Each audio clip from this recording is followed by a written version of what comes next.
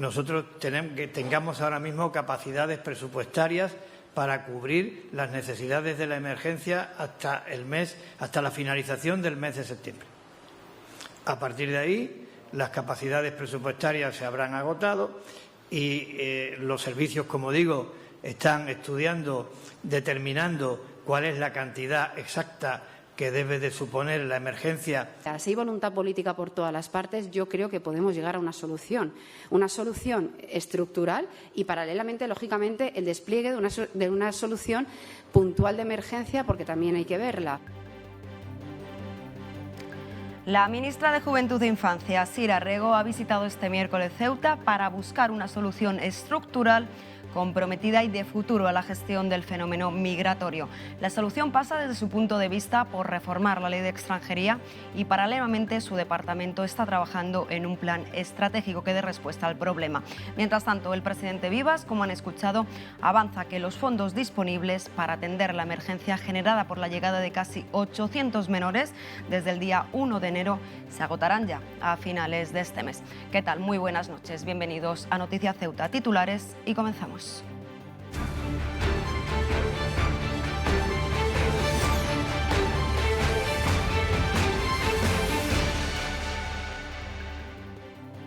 Además de la ministra Sira Rego, otro de los cargos de la Administración General del Estado que está visitando ya nuestra ciudad es la directora general de Ingesa.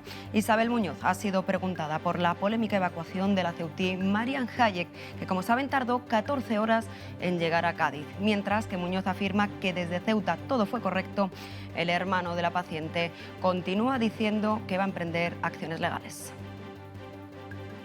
Las actuaciones que se llevaron a cabo por parte de nuestros profesionales del área sanitaria de Ceuta fueron las correctas. Todo está en los informes. Ni en los informes ahí muestra las mentiras de esta gente que se intenta tapar. El Consejo de Ministros ha autorizado la modificación de los límites de gastos establecidos en la Ley General Presupuestaria para que el Ministerio de Transportes y Movilidad Sostenible garantice la compensación económica a empresas de transporte marítimo que prestan servicios de interés público, como es el caso de la ruta entre Algeciras y Ceuta. Así, el Gobierno ha decidido prorrogar el contrato por otro año con un coste de alrededor de 740.000 euros.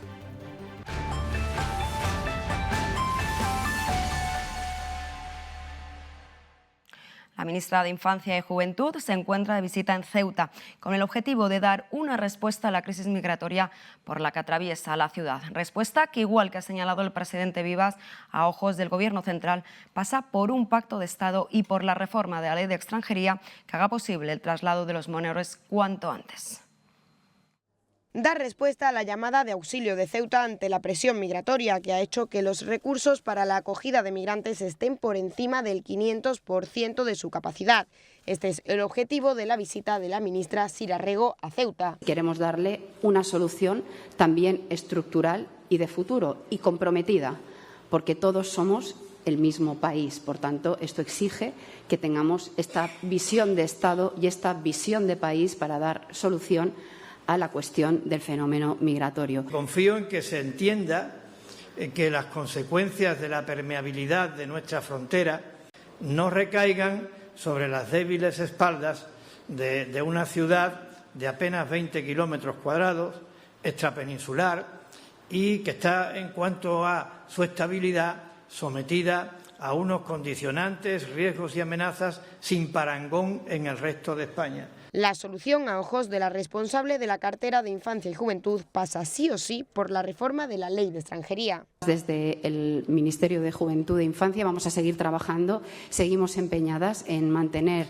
las negociaciones, abierto el diálogo para posibilitar la reforma de este artículo que nos va a permitir al menos tener una planificación de futuro, que creemos que esto es importante. Reforma para la que ha invitado a dejar las siglas aparte, como también ha hecho Vivas, y que actualmente se está negociando con el Partido Popular. Estamos trabajando en mantener la propuesta y, sobre todo, abrir la posibilidad de que haya aportaciones, es decir, que pueda haber modificaciones y que pueda haber aspectos a contemplar en la propuesta de la modificación del artículo 35. Además, Rego ha anunciado que ya se trabaja en un plan estratégico para la infancia migrante. Lo que planteamos es varias vías a la vez. Evidentemente hay una situación de urgencia que hay que atender. Ahí están los 35 millones que van a dar salida. Paralelamente estamos estudiando la disponibilidad de plazas que hay en otros territorios, viendo desarrollo del artículo 35 en algunos aspectos que nos permitirían de manera inmediata planificar la acogida de niños y niñas en otros territorios del país sin abordar directamente la reforma del artículo 35. El enfoque estratégico, sinceramente, es el acertado.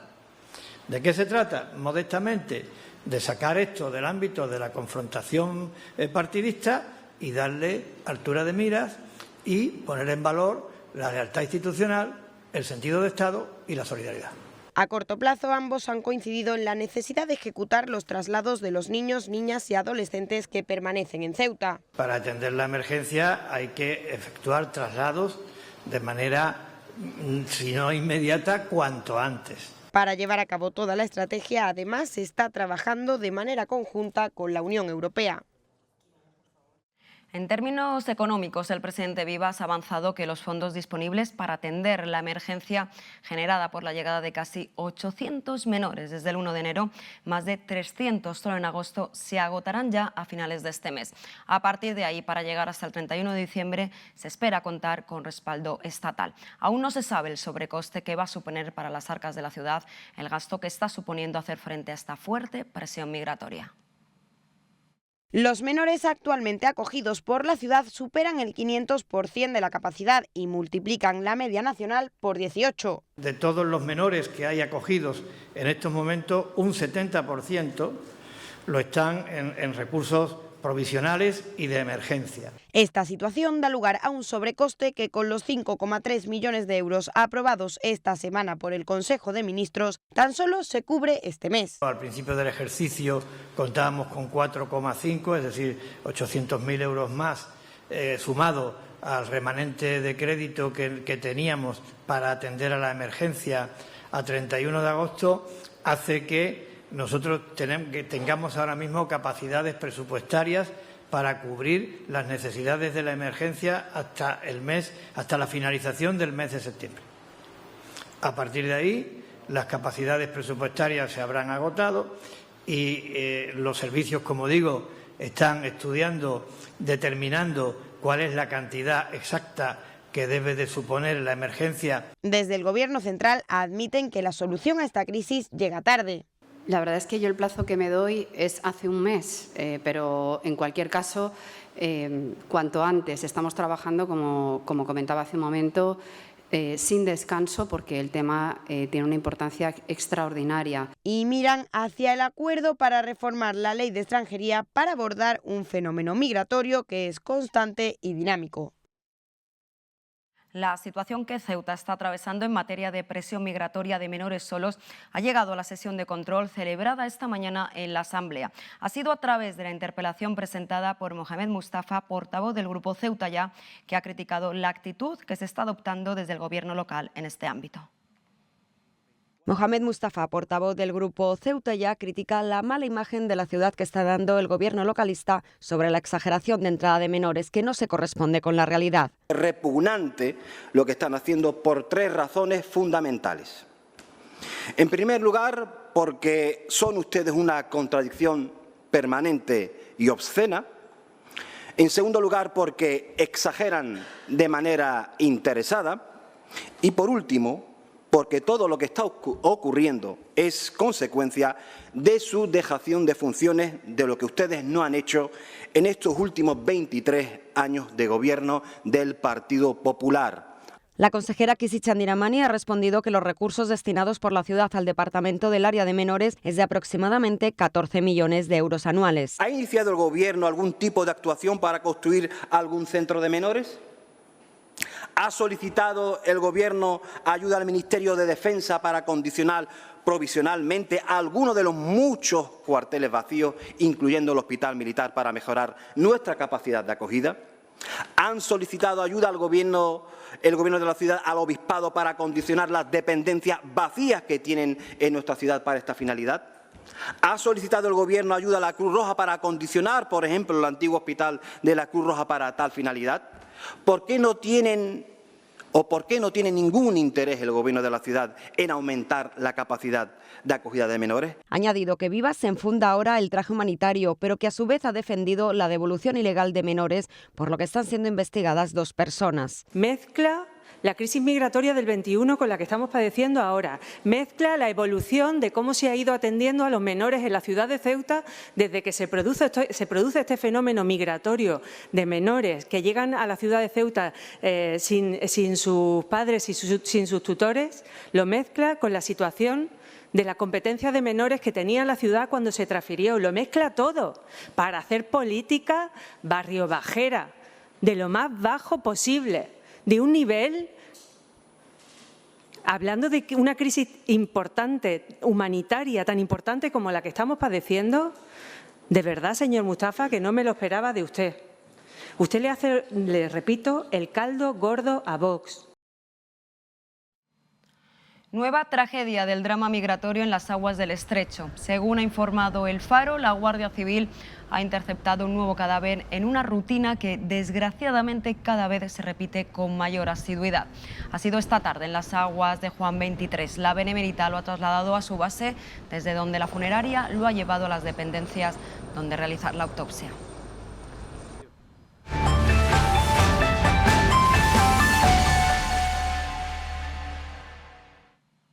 La directora general del INGESA ha mostrado esta mañana su compromiso personal y profesional con Ceuta. En su visita a la ciudad, Isabel Muñoz ha dado titulares como que las listas de esperas locales son inferiores a la media nacional o que realmente los especialistas no abandonan la ciudad, sino que existe una fuga de especialistas a Ceuta. La directora general del INGESA, Isabel Muñoz, ha vuelto a Ceuta tras su primera visita como asesora en marzo para prometer que no va a dejar de trabajar por mejorar la sanidad de la ciudad. Quiero transmitiros la tranquilidad de que estoy para trabajar por y para los ceutíes, que no voy a parar de trabajar para conseguir la mejor sanidad posible. Y negar que la situación sanitaria esté tan mal. Tenemos una atención primaria con una demora de 0 un día, con unos ratios de 38 pacientes por facultativo día, de 20 niños vistos por profesional y día, de 22, unos ratios de enfermería de 22 pacientes por enfermera y día, que cualquier servicio de salud del conjunto del Sistema Nacional de Salud quisieran esos ratios de primaria para ellos. Muñoz ha puesto en valor los recursos materiales y personales con los que cuenta Ceuta. El presupuesto de este área sanitaria de Ceuta en los últimos 10 años se ha incrementado en 50 millones de euros, o sea, tenemos mucha más dotación económica, tenemos más profesionales y tenemos los sueldos más altos de toda España. De manera que la directora general niega que haya una fuga de profesionales en la ciudad. Yo hablaría de fuga de médicos a Ceuta, donde ha valorado que su número ha aumentado en 40 facultativos desde 2014, apuntando que en la actualidad son más de 1.000 los profesionales que trabajan en Ceuta. Y aquellos que se van considera que lo hacen por circunstancias personales. Aún así, desde INGESA aseguran que se está trabajando en el establecimiento de nuevos incentivos, no solo económicos, que están pendientes ahora de otros departamentos de la Administración General del Estado para atraer y arraigar recursos humanos. No hay resistencias a venir. Hay,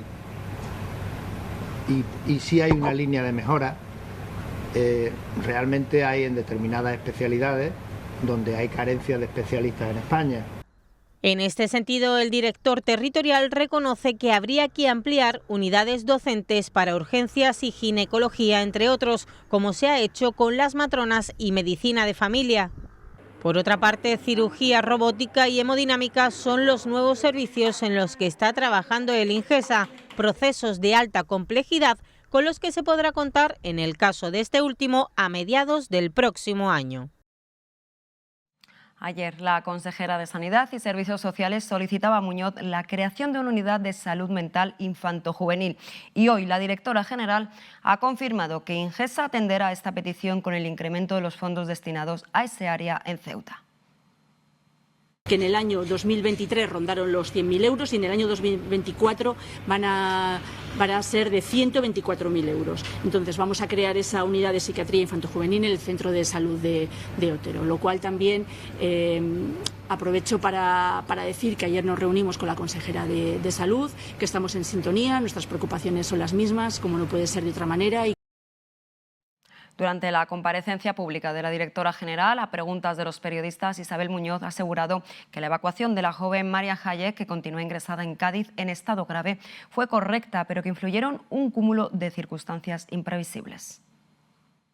Las actuaciones que se llevaron a cabo por parte de nuestros profesionales del área sanitaria de Ceuta fueron las correctas. Así lo asegura la directora general del Ingesa, defendiendo que el traslado de la joven ceutí Marian Hayek a la península tras sufrir un ictus estuvo afectado por un cúmulo de circunstancias imprevisibles que lo complicaron hasta el punto de tardar 14 horas en llegar a Cádiz.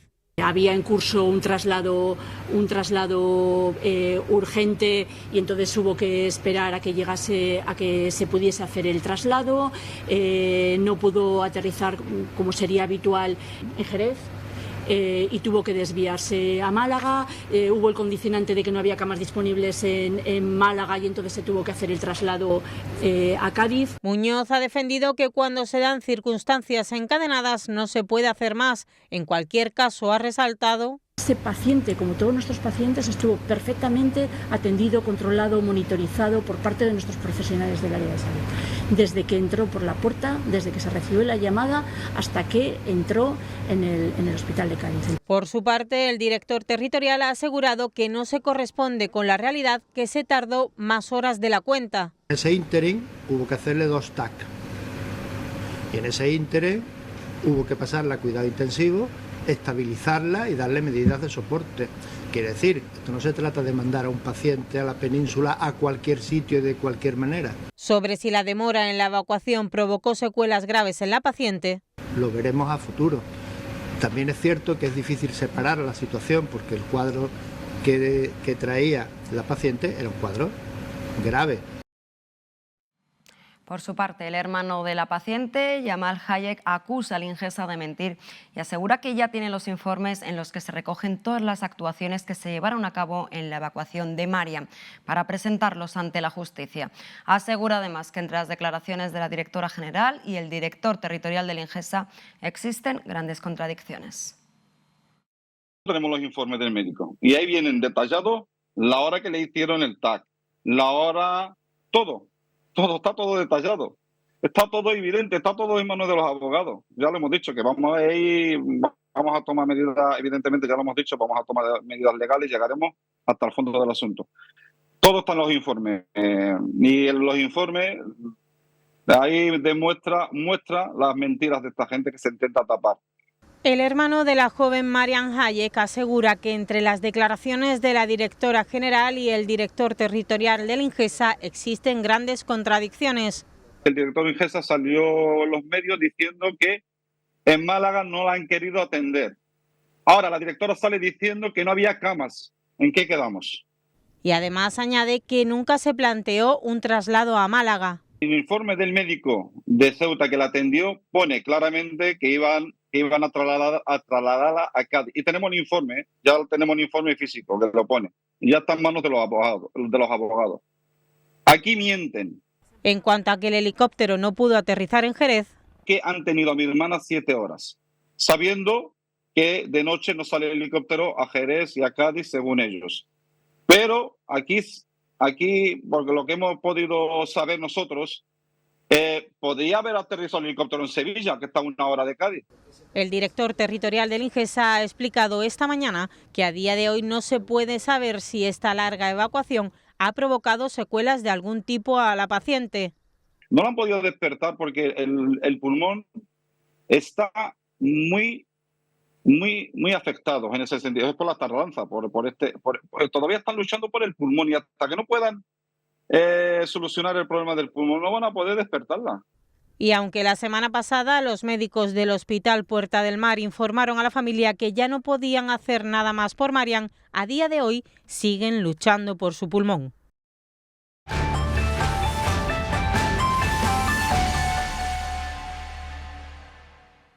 El contrato para la gestión de la planta de residuos y su transporte a la península venció ya hace 4 años.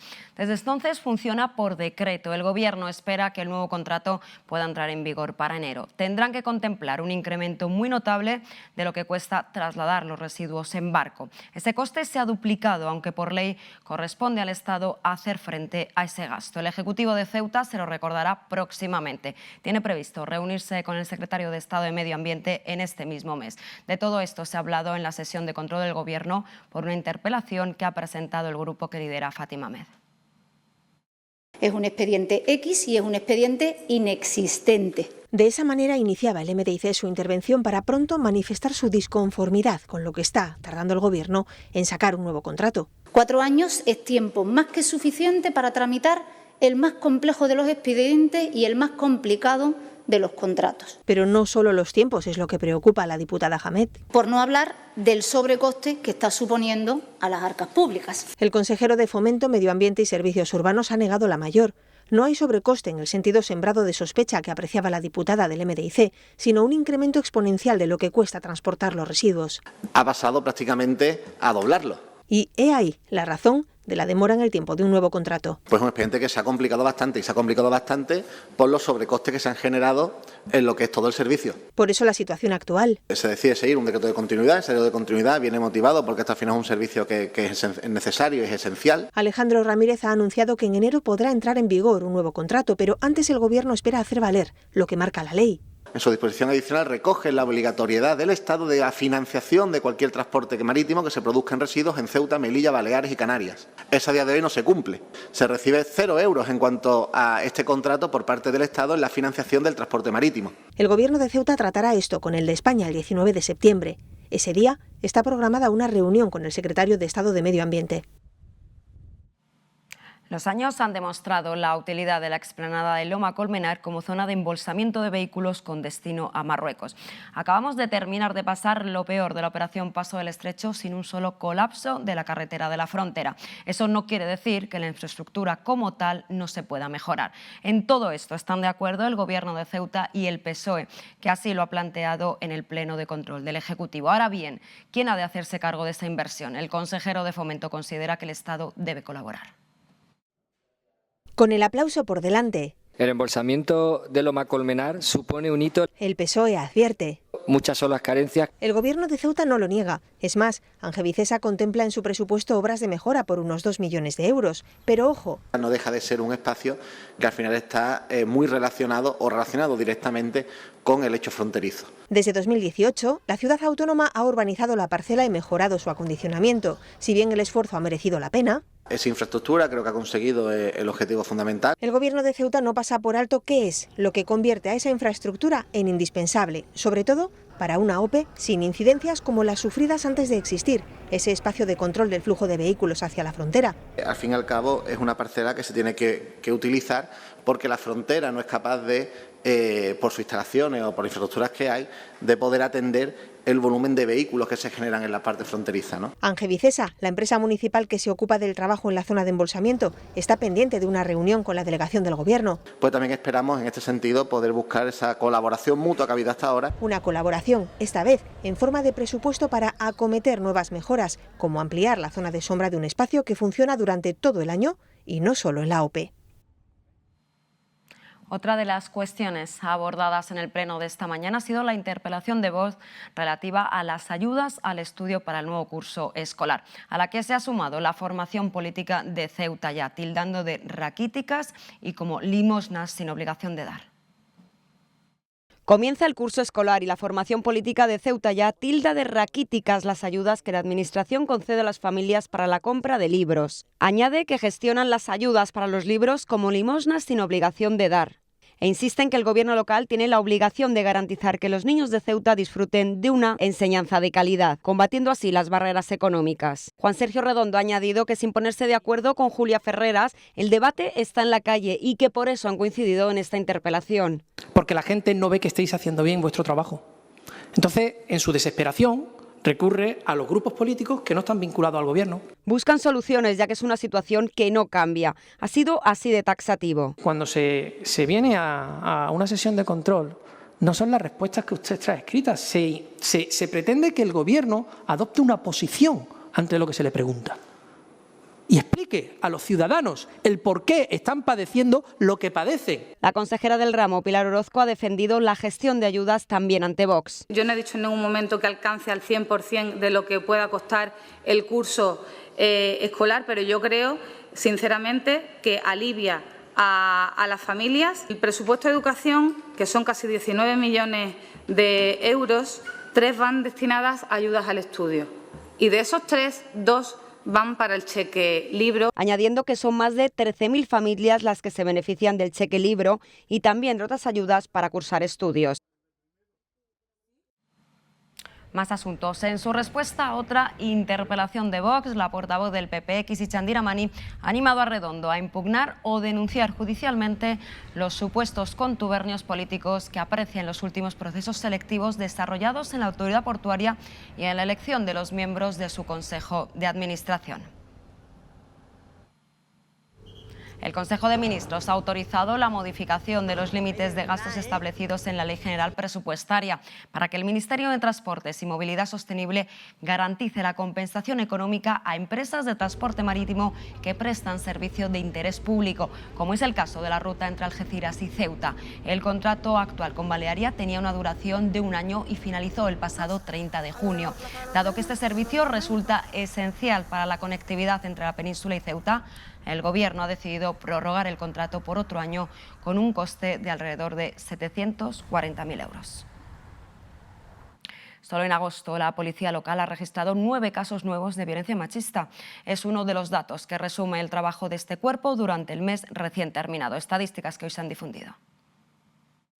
La unidad de violencia de género de la policía local atendió en agosto más de 140 casos activos, pero al margen de los ya existentes, actuó con ocasión de otros 9 registrados ese mes. Lo que requirió mayor número de actuaciones de la policía local fue, de largo, los servicios humanitarios. Su estadística arroja cerca de 200 requerimientos de ese tipo.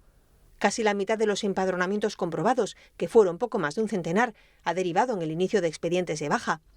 La policía local cerró agosto con una veintena de denuncias por incumplir la ordenanza de limpieza y con casi 40 inspecciones de establecimientos públicos y cerca de 30 de obras menores. De estas, 9 terminaron en denuncia por carecer de licencia o incumplir la ordenanza y 3 implicaron la paralización de los trabajos.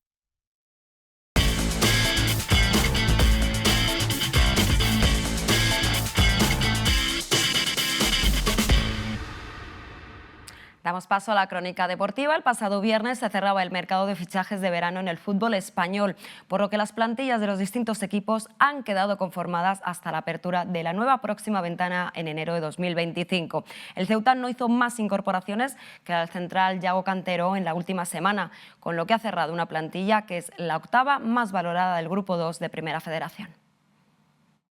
Cerrado el mercado de fichajes en el fútbol español, el Ceuta es el 8º equipo con mayor valor de mercado del Grupo 2 de Primera Federación, según el portal especializado Transfermarkt.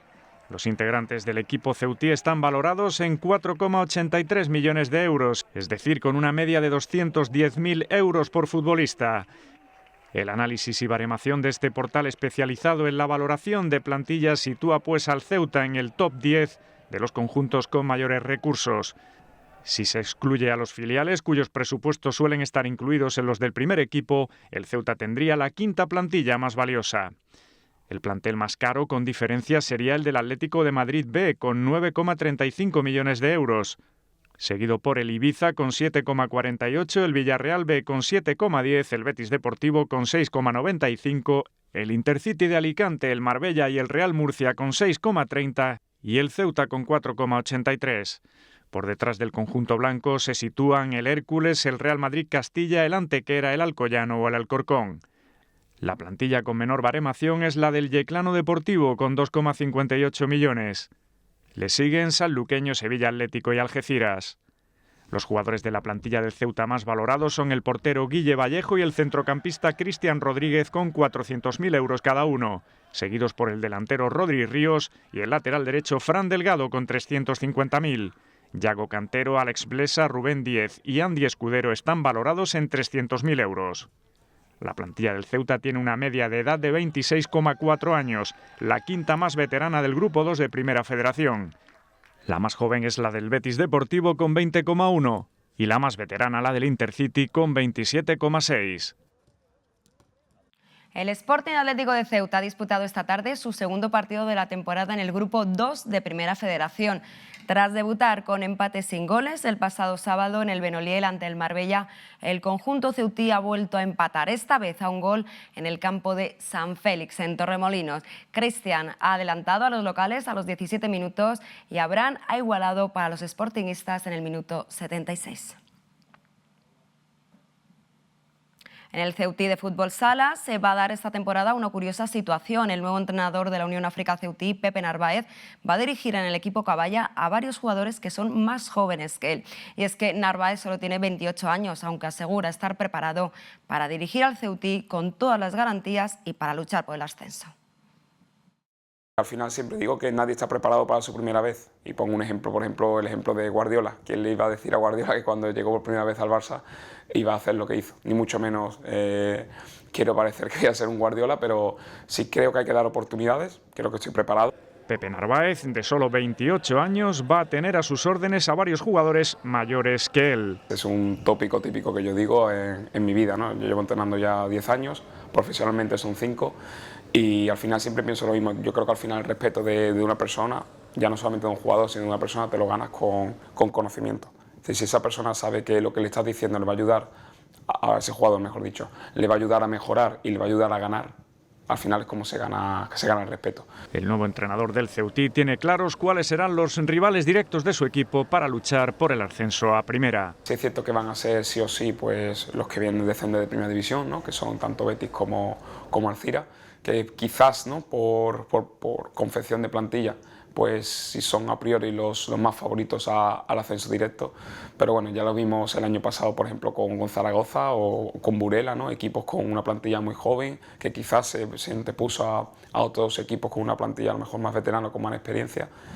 Creo que va a ser una liga muy competida, pero que al final lo que va a regir es la regularidad, y ahí es donde creo que tenemos que estar nosotros, ¿no? Pepe Narváez asegura que contará con la cantera del club. Desde el primer día que llegué, la relación con el entrenador, con Sergio Bermúdez, ha sido muy cercana, muy próxima. Estamos subiendo jugadores del juvenil, tanto Mario como Tafito están entrenando varios días en dinámica con el primer equipo. Al final, como he dicho antes, ¿no? Yo creo que este proyecto no solamente del primer equipo de Pepe Narváez y de los jugadores, es un proyecto de club, es un proyecto de ciudad, y evidentemente pues si queremos llegar lejos, necesitamos a todos.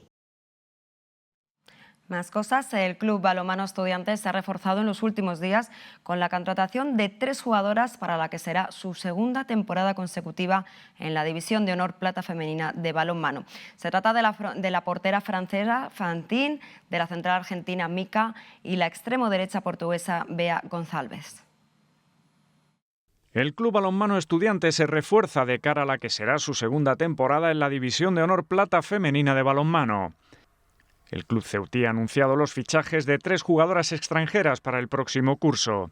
La joven portera francesa Fantine Chaney jugará con las guerreras africanas proveniente del club Lasul Bowls de su país. Según el Estudiantes, Fantine llega cargada de ilusión y compromiso en el que será su debut en la División de Honor Plata Femenina. También ha anunciado el Estudiantes la incorporación de la central argentina Aymara Micaela Roldán, Mica, que en su caso regresa al equipo ceutí tras una temporada en el Adesal de Córdoba, con el que ha conseguido el ascenso a la División de Honor Oro.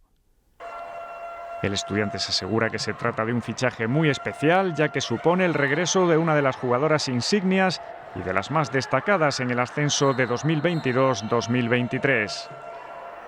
Una jugadora con mucha garra y que disfrutaremos de sus goles, pero también de su poderío defensivo. Un muro para las nuestras, ha destacado el club estudiantil. Y también ha contratado el Estudiantes a Beatriz González Santos, Bea, que llega procedente igualmente de la de Sal de Córdoba, equipo con el que se proclamó campeona en División de Honor Plata la pasada temporada, logrando de ese modo el ascenso. El equipo ceutí asegura que con su fichaje llega calidad y magia a su extremo derecho. El vóley playa volvió a ser protagonista el pasado fin de semana en la playa del Chorrillo, con la celebración del torneo clausura de verano que se ha disputado en categoría masculina, femenina y mixta. Un buen número de jugadores y jugadoras han participado en la competición celebrada en el Arenal del Chorrillo, donde el domingo se procedía a la entrega de trofeos tanto de este torneo como de las ganadoras de 3 circuitos disputados a lo largo del verano.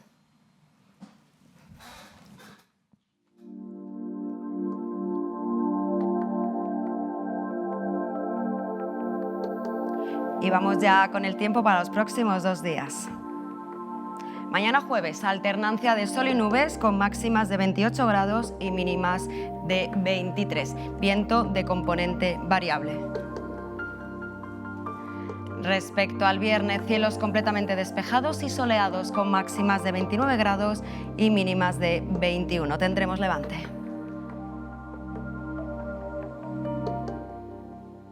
Pues bien, con esto ya terminamos. Es todo. Muchísimas gracias por su atención y por estar ahí. Hasta mañana. Muy buenas noches.